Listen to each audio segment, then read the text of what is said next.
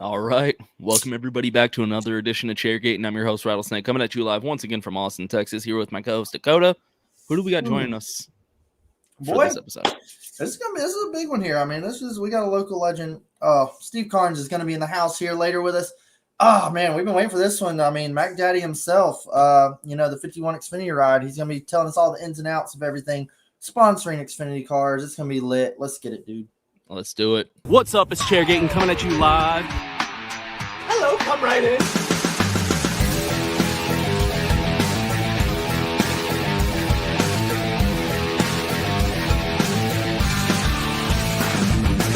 Rock flag and eagle.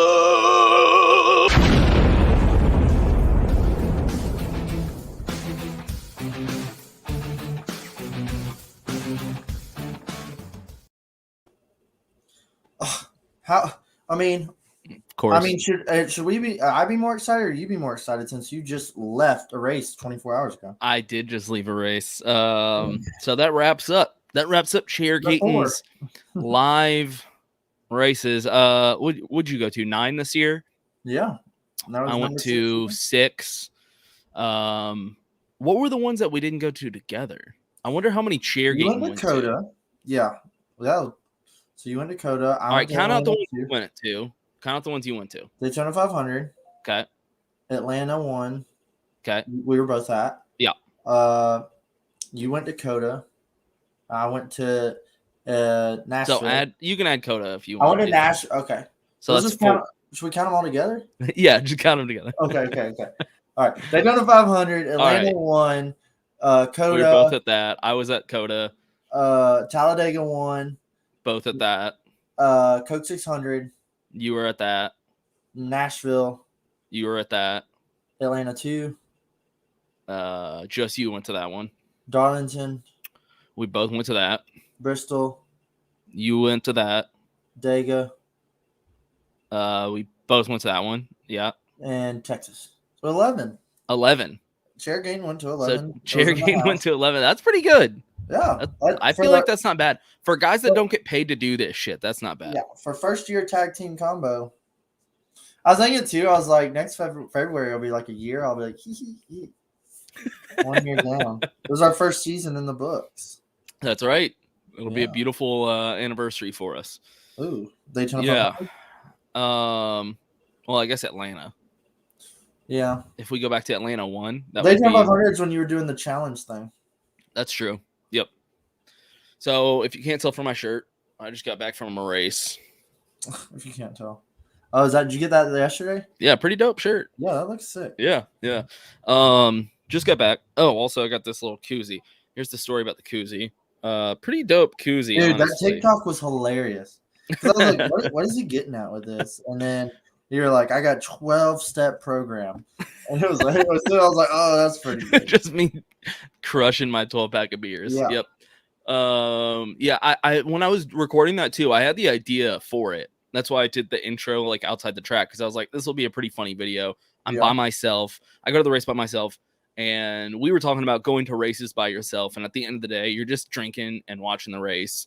Doesn't matter if you're with people. Was it worth it? Well, I'm getting there.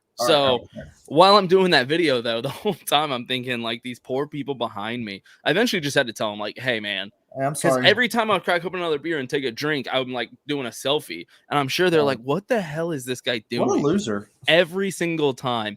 That's the thing about going to a race by yourself is you become friends with the people around you. You're forced to do it. Texas Motor Speedway is a little bit more difficult because, I mean, I'm sure it's nothing like Bristol, but once the packs start to split up, it's just constant around the track. So it's kind of hard to communicate unless there's a caution, which we'll get to at the end there because there was a shit ton of those. But if you go to a race by yourself, it's inevitable. You have to become friends with the people around you. So made friends with everybody, super nice people, obviously, like always. Nice older lady, was just noticed the seat I was in, and I was kind of moving around as people were sitting down. And she was like, actually, we have these 2 seats here. And in my head, I'm like, is she really gonna like kick me out of this spot? Oh, one of those.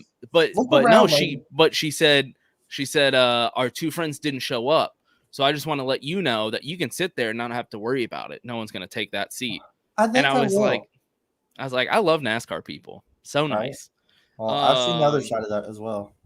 Right. Yeah. I remember your story. What was that, Daytona? Yeah. But I got look at this. This is the koozie. Right. Oh, it comes like a thing. And it's like a slap Oh, thing. what the heck? And so I go up there. I was like, what is that? Like a plaque it came with or something? Yeah, no, I go up there to get a koozie because I forgot one. And I was like, all right, I'll get a t-shirt and a koozie. And they only had this left. It was like the only one left. And then little pink cowboy boots. And I was like, oh, well, thank God I didn't have to get the pink cowboy boots. I also tried to get a scanner finally. Should I guess I haven't even updated you on this. This is news for you. I tried to get a scanner, like to buy one, because by the time I got the ticket, it was too late to rent one, like I always do. And I was like, you know what? I'm gonna bust out the credit card and I'm gonna buy one. Wife approved of it. We are good to go. And I'm like, here we go. I'm dropping the like $300 to finally own a scanner and the headset and everything. I get there, wait in the goddamn line, which is always crazy long. I get up and I ask, and they're like, "Oh, well, you had to like pre-order for rental." I was like, "Oh, I know. I actually want to buy one." Well, no, it's cool. Yeah, and I was like, "I actually want to buy one because every time I go up, I've said this on the podcast. What are you doing? Just you getting something for the brand." Every time I go up, they're like, "Well, we can't rent you one because of COVID, but we'll sell you one," which is just the most absurd thing ever. Yeah, that makes plenty of sense. No, yeah, just the most absurd thing ever. So finally, I give in. And I'm like, okay, Racing Electronics, I will finally buy one from you so I don't have to deal with this shit again. And I wait in the goddamn line to finally purchase one. I bet you and they go, oh, we're sold out. Oh, yep. I'd be fine. All right. I'd be pissed. Yeah. I'll be writing some emails. And so I was like, I'm supposed to show up to buy it here. That's what it says online. And she's like, well, there's a microchip shortage. So like, we don't have any to sell anymore. I don't care what you have to do. Listen to me, lady. So, you know, I just had to pop in the earbud thing, the earplug things. Didn't have a scanner, which really sucked. I know, because my whole drive, that's what I'm planning, is I'm going to buy one and have it there for like, so that kind of sucked. But I made good friends with everybody around me, just went through a shit ton of beers. Yeah. And how's it back? I think I texted you or called you during the race. We've discussed this many times on our podcast about how when you're at a race, you can't tell that it's a boring race because you're just having a good time. Yeah. When I was at this race, I was like, people are going to fucking hate this race. Like, even watching it live, I was like, this is not going to go over well. Based off your previous experiences of decent races. Yeah. Even watching that one in person, we'll get, I guess, more into what happened at the race. But there at the end on like the 100th restart, somebody behind me literally said, I honestly just want this to end. Like that was where everybody over? Right. Everybody kind of was at that point where when they got that last caution, everyone went, oh. Yeah, it got to the point, like even on the scanner being a lap ahead, I was like, all right, come on, like I'd hear like, back it down, caution's out. I'd be like, all right, dude, like the first one was like, ooh. The first one was fun. Yeah, and then like, okay. Second one, we're like, ooh, things could get interesting. 3 more after that, it was like, dude, like I feel like we just wasted any opportunity for like something spicy at the end. Well, and that's the thing is they have the big wreck at the beginning, and it kind of gets me hyped because I'm like, oh, dude, this race is about to be wild. Like people are going to be going all out. Of course they didn't because it's Texas, and so then the whole rest of the race, I'm just sitting there drinking beers, and I'm having a good enough time, but I'm like, this is probably a really boring race to watch at home. And then at the very end, when I'm kind of ready for it to wrap up, they won't stop wrecking. I'm like, Jesus Christ, do it in the middle when I want it to happen. It is what it was. That big one at the beginning, though. I mean, I was like, oh shit, came out of nowhere. Leave it to old Bubba. I guess he's still hungover from Talladega. He just lost it off of 2, man, right in the. And then it was kind of crazy because I remember that would happen sometimes in Old Texas, like. There's nowhere to go on that backstretch if you're behind it. And Kyle Busch was almost in it. Kevin Harvick squeezed through, like almost big names taken out. Big names were eventually taken out. Seemed like the whole back half of the field got that one. I think there was like there was a debris caution or two. It is what it was. There was that one debris caution. That's right. I do remember that. And I was like, what the hell was that? Oh, dude, you know, it was perfect. My infamous tweet, you missed it. You were at the race.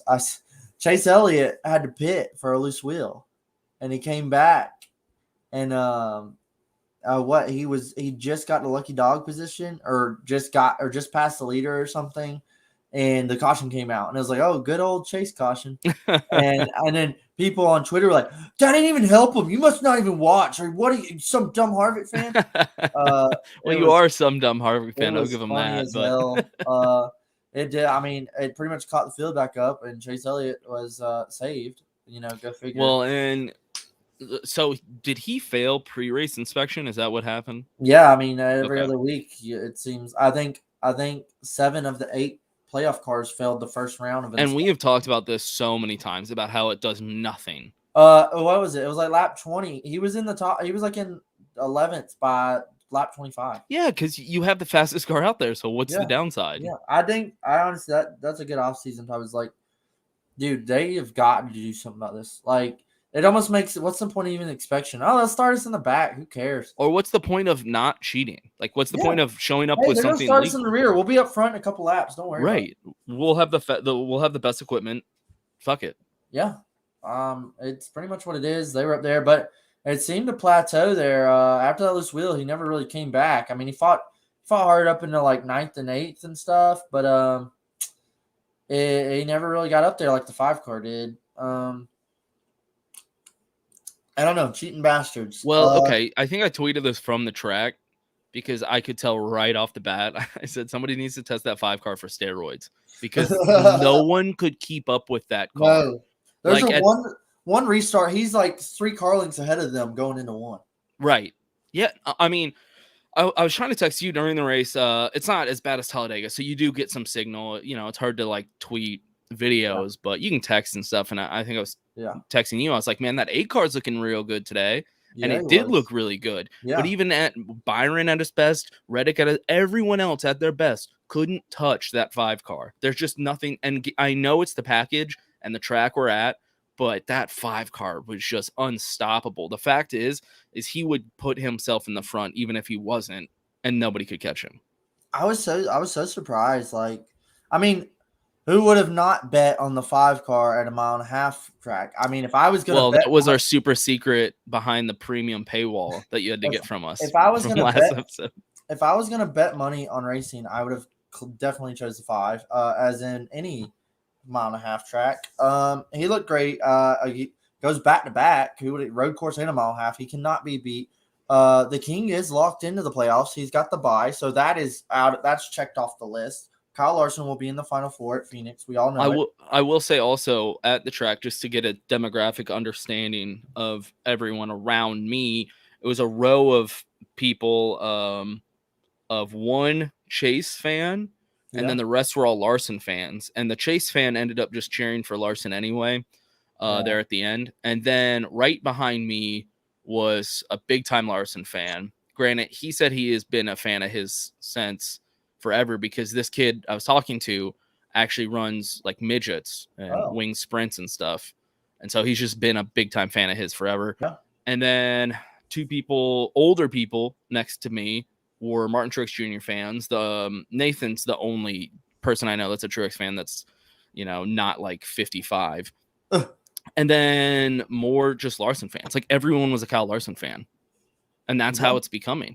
It's wild to see. I see just as much merch as his. That's a big bandwagon rolling snowball. I mean, it makes sense when he dominates for this much. He's gonna get all the fans. It's just funny because me and you were talking about early in the season how they couldn't get sponsors for the car, and I was like, this is a big cash cow. People are overlooking. All them Twitter anime kids were like, he'll never get a sponsor.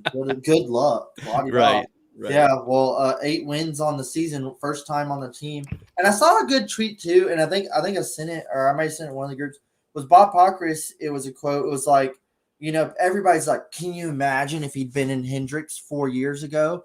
And it's like, I don't think he'd be doing this 4 years ago. I think it's more of a circumstantial timing of him going to the 5 car as Hendricks is peaking this year.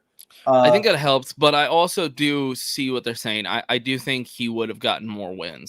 More wins in his Chip career. Ganassi, But he wouldn't be just kicking ass like this 4 years ago. Do you remember Hendricks 4 years ago? They couldn't even get a top 20. Everybody was wondering what the hell's going on. Junior's leaving. Dude, it was rough. It was rough. I still think when he came in, Hendrick was still better than Chip Ganassi. Yeah, but I'm just saying this kick-ass domination, I don't think we would have gotten. He would have gotten more wins, I think. Yeah. Yeah, then like in his early part of his career, yeah. Right now, William Byron's in his 4th season. He's just now gotten 2 wins. Right. That's a good point. So I mean, Willie B looked really good in this race. Dude, Willie B, I think 24 is faster than the 9 car. Well, I mean, he didn't make it through the playoffs, but that 24 is showing some speed. Right. Dude, yeah. I mean, 2 weeks in a row. I don't know what's going on. But Hendricks is there, dude. Gibbs was surprisingly looked a little off. They just had a bad race all the way around. Except Christopher Bell gets up there late and gets a 3rd. I mean, other than Logano, Penske looked really good. Dude, Penske brought the because Brad K and Ryan Blaney were driving the top 5 like the whole race. I kind of expected Blaney to have a good run. He's always ran really well here. Right. Brad K, first stage he was 20th going a lap down, and then I kept telling Nathan, I said, dude, he was a lap down in the first stage. I said now he's like battling, running down Kyle Larson, and he's up there and he's pushing Kyle Larson on that final restart. I was like, dude, this could get interesting, like, if the 5 wiggles or loses it or something. I don't know. Brad was hungry, dude, and he looked fast, and I think he's going to have to do this the next 2 weeks if he wants to make it to the Final Four. He did all that hard work, and he only gained 1 point. Literally, all that. And he came into that race minus 16, now he's minus 15. Is it really? Is that where he's at? Yeah. He's still out. That doesn't make any sense. How, awesome run. That's the way the points go. Dude, Denny Hamlin, when he was getting in like 3 wrecks right there, I was like, oh my God, this is huge. And he's still like plus 9 in. Yeah, I'm looking at it right now. Here, I'll just read it up the top. So Kyle Larson is obviously in, but a big move here. Somebody I said was a sleeper the whole time. Ryan Blaney in 2nd, plus 17. Denny Hamlin drops down a little bit, plus 9. Kyle Busch is, sneaking his way in there, plus 8. Chase Elliott out. Everyone's happy about that, minus 8. Brad K, minus 15. Yeah, he's quite a ways down there. Martin Truex Jr., minus 22. And Joey Logano, minus 43. So Logano was having a shitty day, and then he was kind of starting to scrap along in there in the top 10 late. And all of a sudden that motor blew, which, like, when do you remember Penske blowing a motor? That was kind of wild. That's a good point. That really hurt him. I automatically must win. There's no coming back from 43 down. Like, you're at a must win. But he won last year at Kansas, and we all know he can do it at Martinsville. Kansas is. I think Kansas is going to be crazy. I think it can be. We know Martinsville is going to be crazy, but I think Kansas is about to get wild. Well, surprisingly, through and through. I mean, Kyle Busch kind of scrapped all day. He had a bad race, but I don't know. But this was for whatever Texas race. This was one of the more better, exciting Texas race of the last couple ones. I know there was a lot of wrecks and Is that only because of those like late restarts? I feel like it was only because of playoff implications, just like the Roval.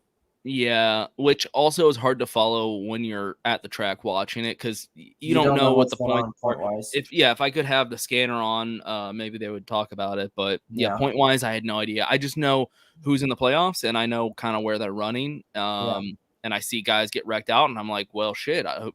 Well, that was another thing too. Is like the first half of the race, you had a lot of playoff guys up there, but then late it was like Byron, Bell, Reddick, Suarez. Yeah, it was like shit ton of them. Like, this top 10 is not all playoff drivers. Like, what is going on? Truex gets punted by Suarez head on in the wall, Earnhardt style. That was a rough one. I'm surprised he wasn't more mad about that. Blaney's rocking the beard. He's shaved once. He looked good, and still, I mean, I think he's like plus 23 right now. Here's the top 10 right now from that race. Kyle Larson, playoff. Willie B, not. Christopher Bell, not. Brad K, playoff. Harvick, playoff. Blaney, playoff. Chase Elliott playoff, Kyle Busch, Reddick. So, what, 5? Like half of the top 5? Yeah. I mean, a lot of guys had some good runs here. Yeah, that was incredible. Also, I mean, Reddick should have had a better finish than he did. He just was making his moves to try to get a win. Did you see him door slam Byron? I could tell like what he was trying to draft him and pull him back. And Harvick is not in the playoffs here. And he like slammed Byron, and then they sell it in there, and he just loses it. And it was like, as one thing is like, dude, come on, Reddick. But then it was also like, hey, he's going for it. He's going for it. He's slinging it in there, dude. That's how he always has been, though. He'll always go for it, and he hasn't had a Cup Series victory. So he was just like really eager to try to get one.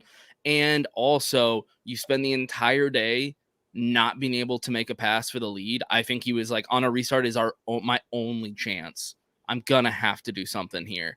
So I don't mind that move at all. I think he was trying to do something. Obviously, a second place finish would be better, third place. But I kind of respect that a lot more for him to just be like, this is my one chance to get this win here. I got to do what I got to do. True. I mean, like I one thing too I saw or I heard on the teardown, the 8-24 rivalry. They really are. Yeah, I know, but it's just they're the two nicest, like politest. Hey, buddy, I didn't appreciate that. They're the kids that you will have like talk to the parents when you have a friend group. Yeah, and y'all want to go out and do something, or so, you want Tyler Reddick or William Byron to talk to the parents because the parents will trust the friend group more because they're just like, yeah, we're just gonna go out and have a good time tonight. Like, that's those two guys. Yeah. So sure, their rivalry will be fun on the track, but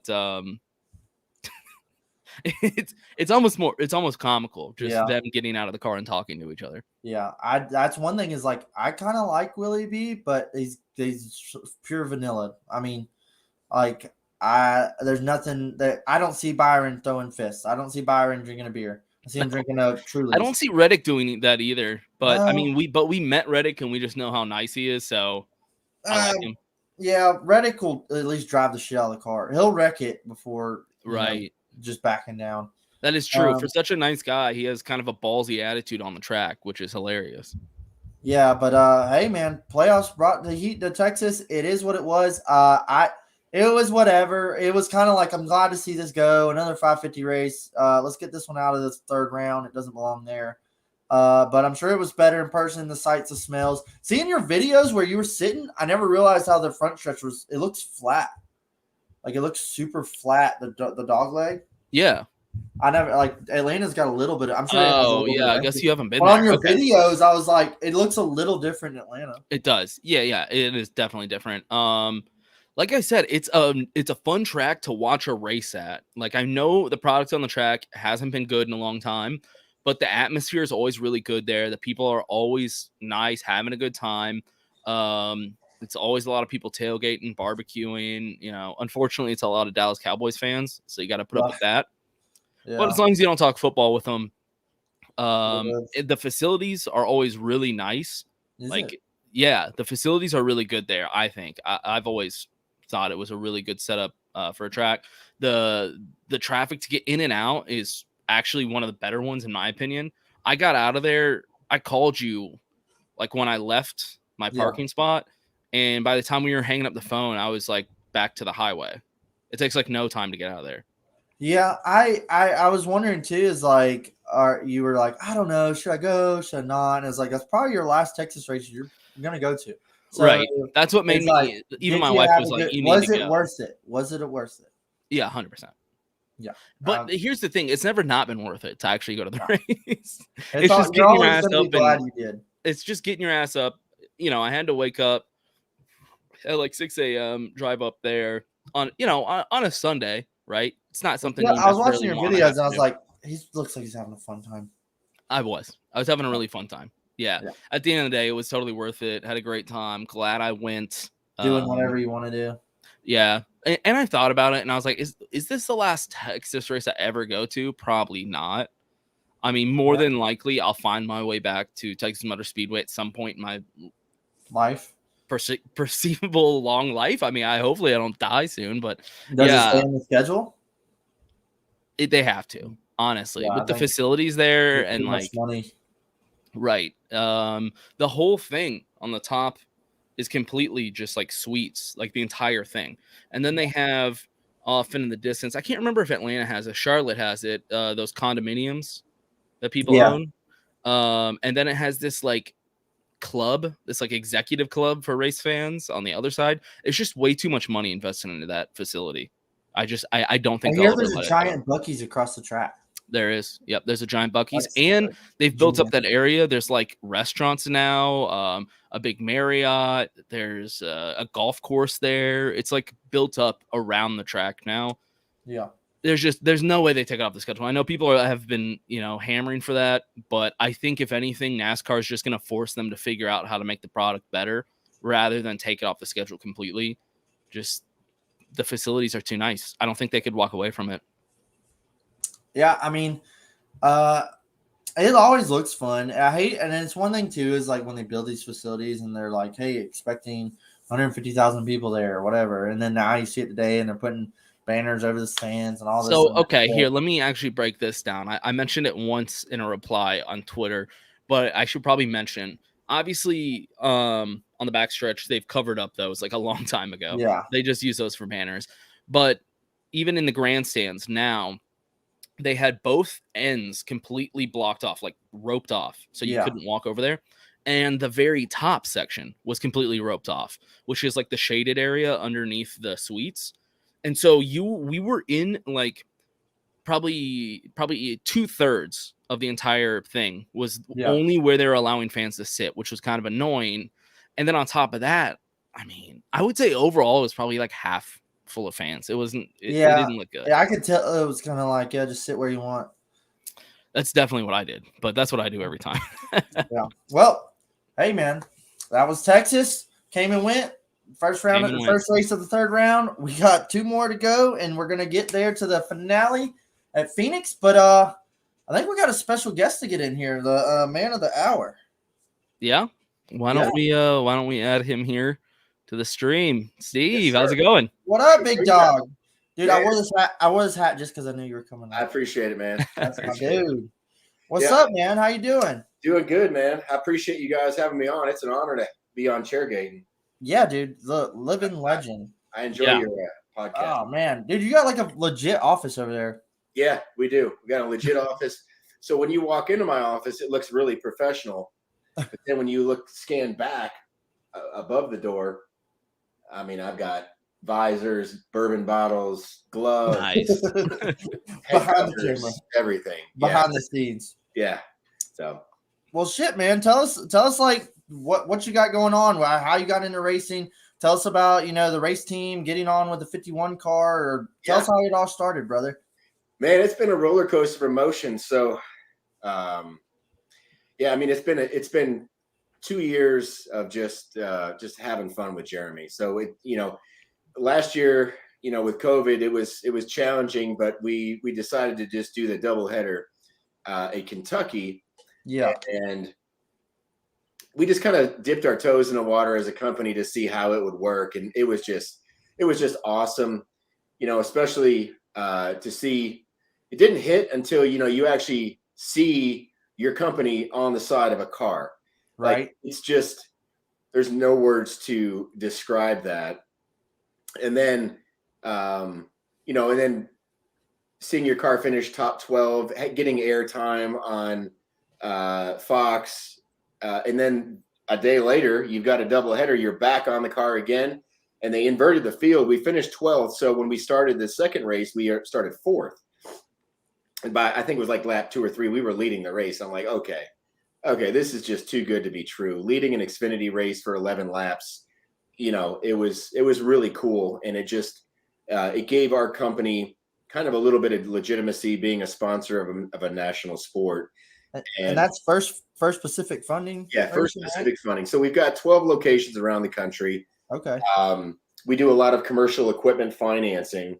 So anybody that has like a startup company, or, you've been in business 20, 30 years, we handle the financing. We work with several hundred dealers around the country and just provide that financing side of their business, as opposed to, a lot of larger companies maybe have their own division of financing. Those that don't, that's where we step in and we provide the financing for them.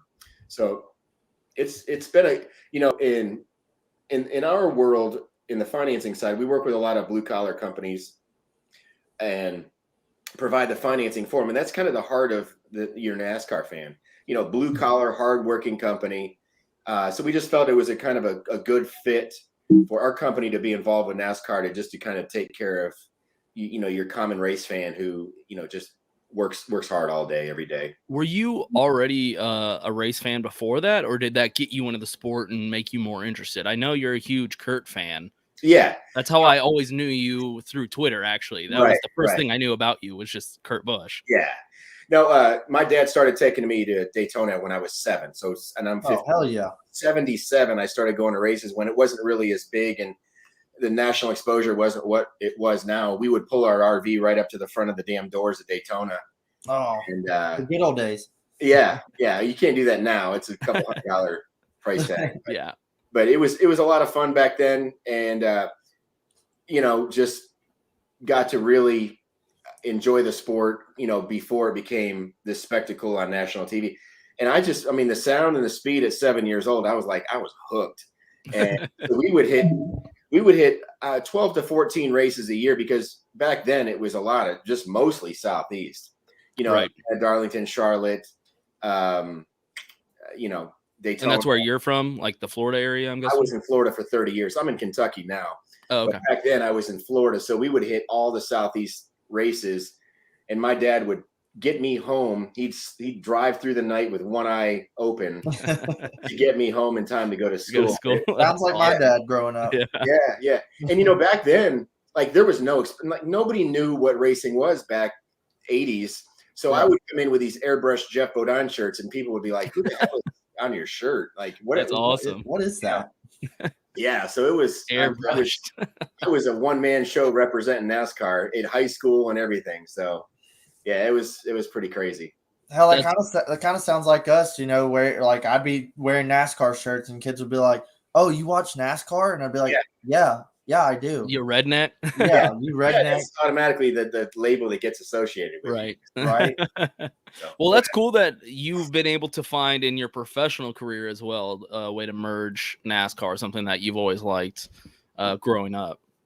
Yeah, I wish my dad was still around. He passed away three years ago in 2018, and I would have loved, you know, it was just the timing wasn't there to where he could have, you know, actually seen his son carry out something that's been like, you know, a dream of mine forever, was actually being involved in the sport more than just a fan, right? Being on the other side of the fence, just supporting the sport where I can. So it's been a lot of fun, and I've got enough hats at my current job, but I've also tried to help Jeremy out where I could with our partners, adding our partners onto the car to, you know, to just support the sport where we can, and just bring more exposure, more companies, you know, things like that to fruition, and people can see, wow, you know, this is really cool. Our company on the side of that car really looks good. Bring clientele to the track. It's a win-win for everybody. It's just been like, you know, 2 years ago, literally, I was like you guys, just a fan, just watching races. And then, you know, this opportunity came, and I'm like, you know, I met Jeremy on Twitter, and I'm like, what the hell? Let's just see what happens. And the rest is history. So we did 9 races this year.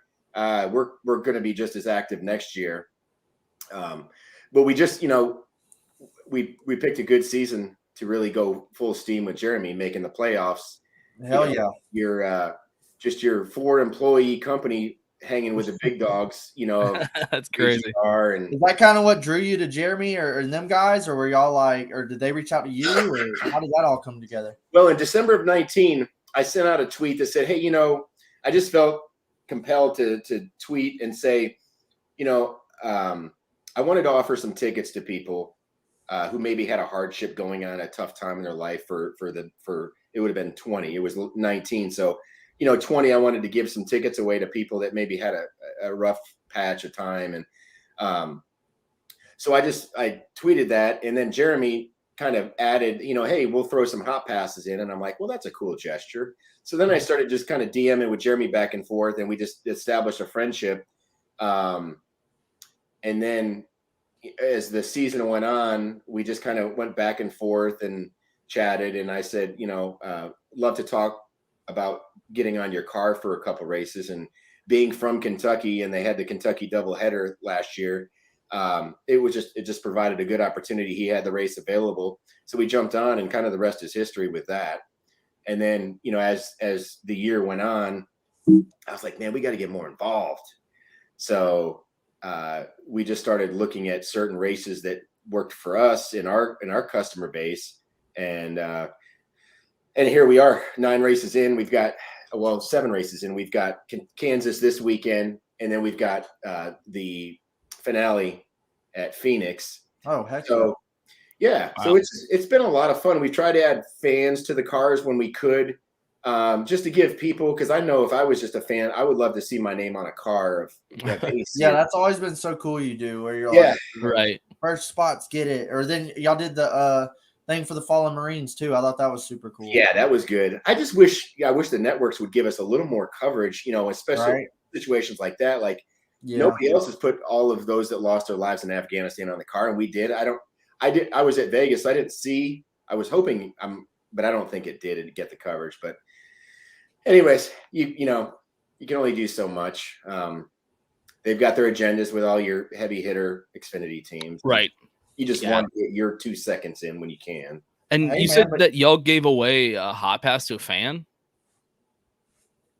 Well, we're doing a giveaway this week. All 50 guys on our car, we're doing a race day experience where you get tickets to the race, you get hot passes for the race. Wow. So yeah, we just, they get a piece off the car, hero card. So, wow. The get on the car. Yeah, we just try to make it somewhat fun. That's incredible. Yeah, Dakota for the first time this season got a hot pass. And it's something awesome. Me and Dakota were talking about. It's you see the people down there that sponsor cars, and they're having fun, but you look up in the stands and you're like, there's people up in the stands that have been going to these races for 30 years and have never had the opportunity to be down here. Yeah. And it's just a shame. We're like, it's cool to be able to bring fans and give them that experience, like real fans. Right. Yeah. I've always seen people talk about NHRA and how they would love to have that type of system where you get a ticket in the garage. I don't think that. I think that's just a little that you're asking a lot. Yeah, that's a stretch. So there's got to be some regulations. Right. Yeah. But yeah, I feel like everybody should be awarded something. And that's why we try to give back where we can, just with opportunities for people that just haven't experienced that yet. Right. Well, our number one commenter here, Nathan, said, where and how do people get on the car for these experiences? Well, we've got, he's a little late in the game now. Oh, there's always next year. Yeah. We've had plenty. We've had probably 6 or 7 opportunities to get on the car, but we'll have another one probably for Phoenix and for the finale. And we'll probably do the same race day experience again, where we'll draw those 50 names, and then, the person will get tickets and hot passes to that race. So hang in there, Nathan. We'll try to get to you, man. And so how would they hear about that? Just follow you on Twitter? Yeah, and you'll be talking about it. Race 51. Yep. I'd be surprised if our fans don't already follow you. Let's be honest. It's a lot of fun. Rattlesnake, were you in Bristol? I was not. Yeah, I tried to get him to come. He's going to come next year. I'm coming next year. Bristol night race is a must go, dude. It's a must, man. I'm telling you, people that complain about that race, they have to be there. Yeah. The track just doesn't do TV justice. There's always, which is crazy because it's one of the best races of the year. So and if you're going to Bristol, don't sit on the front stretch or the back stretch. Sit in the turns. It's the best because you see him coming at you. You see him leaving. Wow. The front stretch, it's just you just see him go by, but you got to see him coming at you and hitting those brakes or when you see him come off the corner sliding. Yeah, and we sit in turn 4 rows up from, and literally everything happens right in front of us. So yeah, those who haven't gone and you are gonna go, don't sit in the straightaways. Sit in the turns. You'll thank me later. Oh. Yeah, man. Absolutely. We finally got to link up at Bristol. Yeah, that was great. We great. finally got to do that. Yep. We need to do that. We need to do that more often. Dude, well, I've always been like, man, where are you at? And you're like, oh, I'm over here. And it's like always the opposite side of the track or something. And it's like, oh, this is so hard. I know. I was How many races are you guys hitting a year? This is well, we just counted it out all together because we went to a few separate. I was just at Texas. He wasn't at Texas. But all together, the podcast went to 11 this year. Wow. Yeah. Yep. That's awesome. That's out of our own pockets. Yeah, right. That's the thing. This is just for fun. It's not with sponsorships. But yeah, man, we went to a bunch and it was fun. Talladega was good too, huh? Oh, dude. Now, Talladega's our big. That's the one. That's the one we go all in on. That's the race we get you on next year. That we can make that. Oh, we will definitely. We'll be there at both races. That would be awesome for you guys. But we're gonna have to talk about this because I'm definitely interested. I want to do this. We had Out of the Groove with Eric on there. He's a friend of the show. Actually, Eric helped me start this show a couple years ago because he was living in Austin, where I am, and he would just come over to my apartment and help me set things up. And really nice guy. Yeah, he is. And we're just trying to bring a lot of eyeballs to the podcast, yours and his, and really, there's a couple others guys that I'm really close with, and just. There's 30 races a year. There's plenty of room for everybody, right? And experiences. So we enjoy that because it's you guys that it's the guys like you and others who really keep this sport going. It's incredible exposure.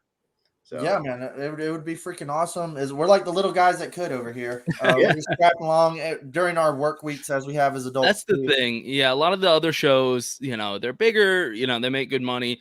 We have families we got to support. We can't just quit our jobs and do this. That's why Jeremy represents this type of scenario so well. Is it's the little guy, right? Man. And that's we have many locations, but we still consider us a little guy in the banking world. So that's he's been giving them hell this year, man. Jeremy's been slugging them out. Yeah, we've had some bad luck in the playoffs because it's you just showed your age. Yeah, I know. As soon as Vegas came, it's just, gosh, we got caught up in a wreck that just still makes me sick.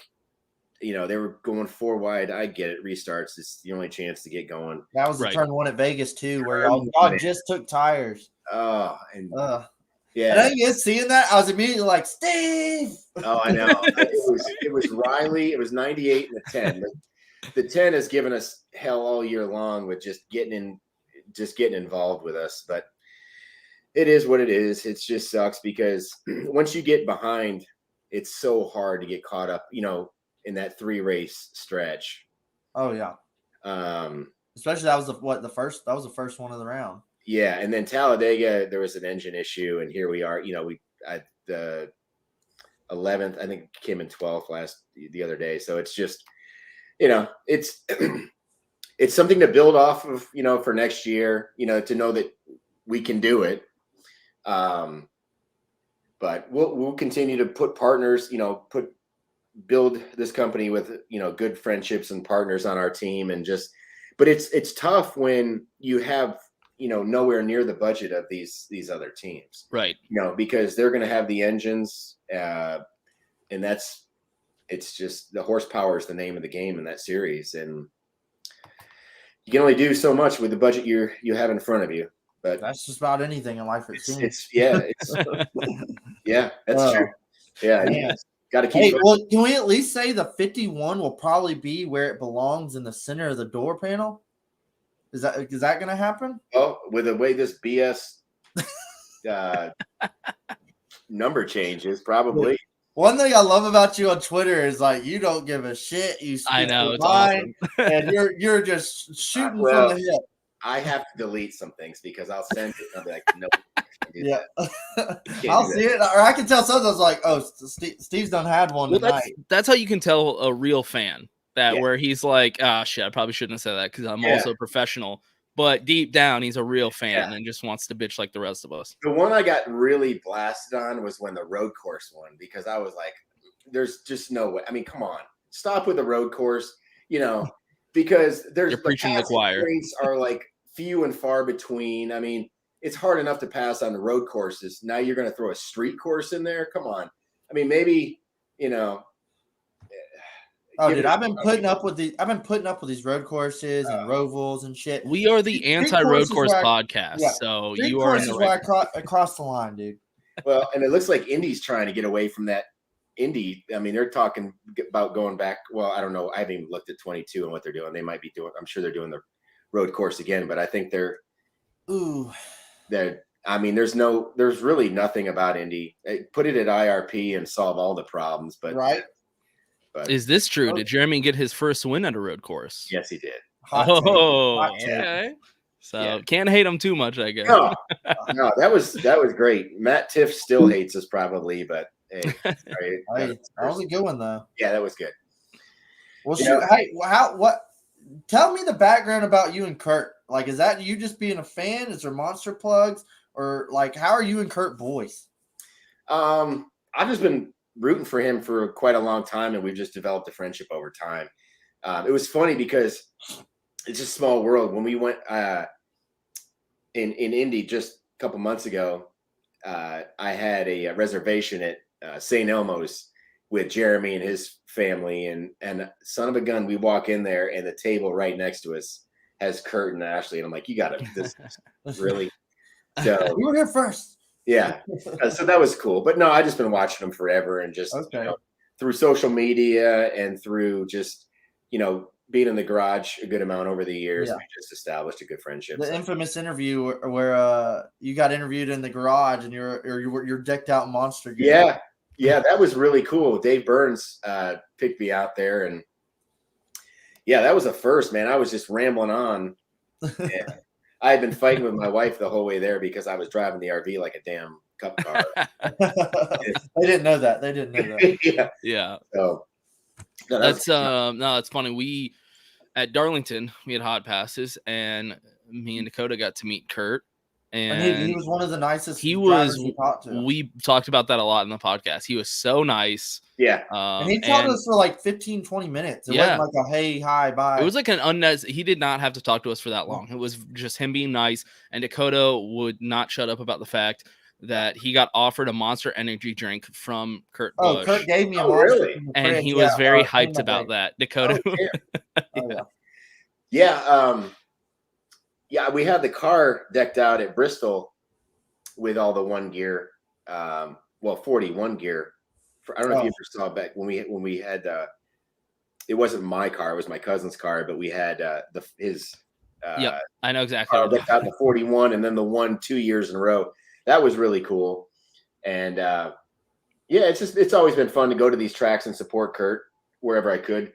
When you have the canopy that has all the Kurt stuff on it, it kind of attracts all your Kurt people. Kurt people come out of the woodwork. Yeah. My wife's a Kurt fan. I mean, I like it because I like Monster, but then I'm always like, let's get that Kurt shirt. Let's get that Kurt hat. I wish they could change the. They've got the perfect opportunity to advertise other for the flavors, different colors, different scheme. We've talked about this. We're always saying that. Yes. Yeah, and I'm buddies with their main graphic designer at Chip and Ganassi, and he says they just want black and black. That's all. It's Monster, right? Monster's the one that wants it. Monster. That's what I've heard. Is Monster's really strict about their branding. They don't want throwbacks. They want nothing. They got that one throwback with his orange Camaro that one year, but that was cool. Yeah. They have all the different flavors. Imagine if every can was a different. The white on white with the cool design in it. They could have so many different opportunities, but hey, they just run a tight ship over there. I guess it's weird. I've heard that from Monsters. They're very strict on their branding. So yeah, and I mean, I went right to their graphic designer, and I'm like, "Look, why don't they?" And he's like, "They just don't want it. They just stick to their black, and, matte black." So it's very recognizable. They're paying the bills, I guess. At the end of the day, you can't do anything about it. Yeah, they sure are. Speaking of paying the bills, Steve, what's your future goals as a sponsor with the 51 car going forward, years to come? What can we look forward to? Well, our goal is to at least remain the amount, with the amount of races we had this year. We just want to be a presence in the sport. We want to, when people think of financing, within the sport of NASCAR, they can, support a company that's, supporting one of theirs. So I guess that's the ultimate thing is just, getting a return on the investment, that would be nice. Really a lot of it right now is just enjoying doing it. But yeah, I mean, that's the one thing is just to be a presence within the sport. And when people think of, our specific service that we provide, then they would just, support us. So, that's really all you can do is just hope that, you get your name out there enough that when people are presented with a situation to pick your company or, assist you, they can. So that's really. Unfortunately, I don't think me or Dakota. Well, Dakota's closer than I am, but Yeah. it's a potential client. Yeah. Oh, dude, that's the thing too, though, is like, you're like, I just want to, help everybody. I want everybody to see it. The little guys doing hard work. But it's like, I feel like you don't get that, genuine feel from all these big time sponsors or the big teams. It's just more of like, yeah, that's our sponsor. That's our car. That's the number. Like you're down here spreading the word. Well, I appreciate it. And that's been the enjoyable thing for me is just getting out there. And yeah, I mean, I can definitely see that as sponsors really don't get involved with the fan base as much as I try to. Right. And I feel it. I enjoy it. But a lot of companies, they just, I guess, don't have the time for it or really don't feel that it's maybe worth their time. But man, I'm all about just kind of interacting and just meeting people. I mean, the amount of people that I've met on this platform is incredible. All the way through the Cup Garage, I've just established so many friendships, and in the Xfinity Garage, and even like NASCAR management, just being able to talk to people and them see the passion that I have, and at least give me the time of day. So it's been fun. It's been, I mean, our company would not be on the side of Jeremy's car. And I'm sure in a lot of companies wouldn't have been on the side of the car if it wasn't for the Twitter platform. Now there's a lot of bad that goes with Twitter. Oh yeah. There's a deep dark hole of. Oh gosh. But I would say that there is some positives to it, like this right here. Right. Happen. Right. And our sponsorship wouldn't have happened, and I mean on and on and on wouldn't have happened. And it's crazy to think that the companies that sponsor cars, like the bigger ones, just aren't interested in making the extra effort to help also promote the sport, because I'm just confused, because I'm like, you're invested in the sport. You should want to see it succeed. Like I just went to Cheddar's the other day because I'm an RCR fan, and they did the Tyler Reddick and the Austin Dillon Cups. And so I went and made sure to buy that product because they were supporting NASCAR. Yeah. So it's just always good to see the companies that not just sponsor somebody, but also actively kind of promote the sport as well. Yeah. Yeah. We got to get you a Chairgatin bourbon bottle too. Ooh. I was thinking about it. Now that's one thing you hit me up about, the bourbon bottles. I was like, dude, these are sick. And you were like, yeah, $100, my man. I was like, hold on a second. Yeah. I mean, dude, that would be sick though. I had something we could get. Yeah. It's been a fun deal. Just, promoting that within our company and sponsoring Jeremy and then having him sign them. It's kind of a unique, gift for people, because it's not been, I've never seen that out there before. So yeah, it's been a lot of fun. Well, hell, speaking of Twitter, that was one thing, like where we were all hanging out at the big group at Bristol, and I was messaging you like, get your ass over here. Where are you? And then when you showed up, dude, it was like C's part, and people were like, dude, shit, that's Steve Carnes. Yeah. You were like, what's that, dude? Like you were definitely peak Steve right there. Yeah. Yeah. I had a few beers in me at that point. It was right. We were ready to go. Yeah. Real NASCAR fan. Yeah. It was just so funny. Everybody was like, dude, it's Steve Carnes. I was like, yeah, I know. It's Steve. Yeah. Let's go.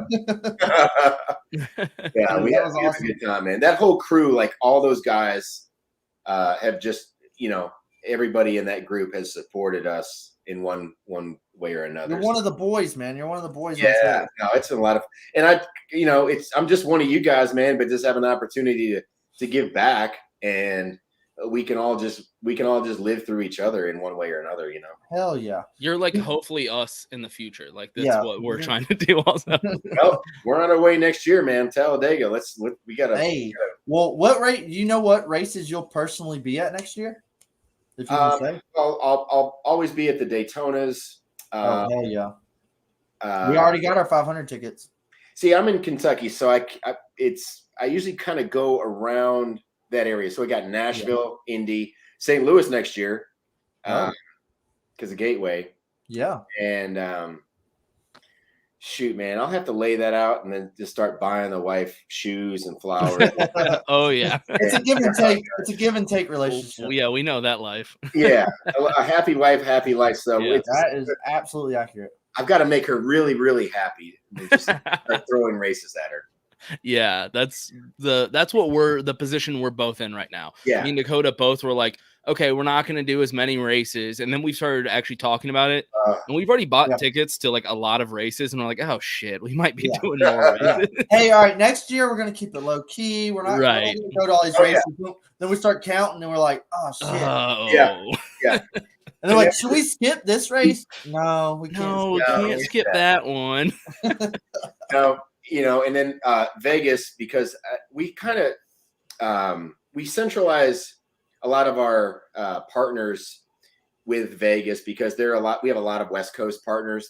Our company's based in the state of Washington, so we've got a lot of people over there on that side of the coast. And you have Pacific in the name. I kind of figured that. Yeah, but we've also got this Portland Xfinity race that just popped up. That's right. Next year. So that'll be another one that we'll make happen. So I lost Mid-Ohio because I'm a couple hours from me, and it went to Portland, which is a couple hours from our corporate office. So I'm like, enjoy it, because I was getting ready to start changing tires and you got to wave the sign. You wave the sign sometimes, don't you? Yeah, I always whenever I'm there, I always try to be part of the crew. I love those guys, man. They've been the same crew, so it's a Ganassi crew, and this is another thing I've learned. You don't hear about things like that just as a casual fan. No. We were talking about that Sunday. Like, we don't hear enough about like tire changers get changed to this team or so-and-so got injured. Like, I want to hear these details. So, so the one team, they are with a colleague team every week. Okay. Yeah. And I believe it's normally, I think it may be Haley. It might be Allmendinger or Haley. I don't know, but so that's where the Ganassi A team is with Collie. So the Ganassi B team is with Jeremy. Okay. So that's how that works. And then it's weird because Collie hires a couple RCR teams. I think they hired both the 8 and the 3 over to, and then those two with Kurt's team, that's their 3 crews. Jeremy gets the B team, which they kind of interact, the A and B kind of switch back and forth, the guys. So, but that's how that works. Yeah. So Jeremy pays them a flat fee. They pit the car that weekend, and then they're off to, the whatever. The Jeremy's team does the 7 for Spire Motorsports on Sunday. Okay. Interesting. Yeah. See, this you don't hear, like you say, you don't hear about this stuff. That's a whole world we don't hear about. Right. Yeah. So a lot of these teams, like, just say Kurt's team, they do. I believe they do Austin Hill in the trucks. Then they go to one of the colleague teams, and then they go to Kurt. So those guys are making money on all, because they're basically, I think they're considered independent contractors. I mean, they're hired. But as far as like being a team, they get paid each race from the car owner, not. That's interesting. That's another thing too. Is like back in the day, I remember watching races and it had like the driver's name and then the team earnings out next to it. I know they don't do none of that anymore, but I remember seeing those numbers. Like, holy crap, that's how much they're making in this one random race. Yeah, and usually, obviously Jeremy, he's going to get 100% of his earnings, but a lot of these teams, they'll work out a 40 to 50%. Some sort of cut. Yeah, cut of their earnings. Yeah, so those team guys, I mean, if they're working 3 times rate, that's like 3 paydays. Absolutely. Yeah. Damn. I mean, those guys, but it sucks for them because, well, I mean, it doesn't suck because they're home 5 days, but they're gone those 3 days every week for 30 whatever weeks. It's, it's cut out for some and it's not going to be for others, Right. Yeah. And that's one thing about the schedule next year too. Like they're like, oh, we only have 1 off week. I'm like, dude, I know that probably sucks, but you have like the coolest job. Right. Yeah, but here's the thing, man. It's cool because we don't do it. Right. If you do it for a year or two and you're going it's going to be like any other job. Yep. But it's something we look at right now because, gosh, that's cool. But, because I'm getting drunk in the grandstands, like watching it. yeah. But if you're just grinding sober, right. For 3 days straight, I might hate NASCAR after. Yeah, some of these races, they're up at 6 and they don't walk out of there till 10. I mean, I got a lot of buddies that work on these teams and they're like, it depends on which track, but I mean, they're in there at 6 and out at 10 at night. It's like, gosh, that's some big hours. That's all weekend like that. But with this COVID stuff now, everything's condensed, so it's a lot. Oh wow, okay. Don't get us started on next year's practice qualifying crap. Yeah, that's a whole other hour. One we can get that's a whole episode. Another one. Oh yeah. But heck yeah, man, we need to get Chairgatin on a car. We need to definitely work out them details. Yeah. We'll talk to you guys about that. We'll just figure out something that works for you. It's just a lot of fun working with people and just giving opportunities to people that wouldn't otherwise even think of it. But we can always make something happen, and it'll be a lot of fun. Now, where are you guys at right now? What cities? I live just south of Atlanta. Okay. Yeah, and I'm in downtown Austin, Texas. Okay. Yeah. So I'm not too far from you. Right. No, you're not. I literally live right by Atlanta Motor Speedway. Wow. And you live how far from Texas? From Texas Motor Speedway? 3 hours. Okay. Yeah. Texas is so big. You think you're close to it, and you're really like. No, yeah. That's the thing. When I talk about like distances that I drive for people, they're like, wait, what? It's like, well, yeah, I got to drive 8 hours to get to West Texas. Yeah. Atlanta, it's going to be interesting to see what they do.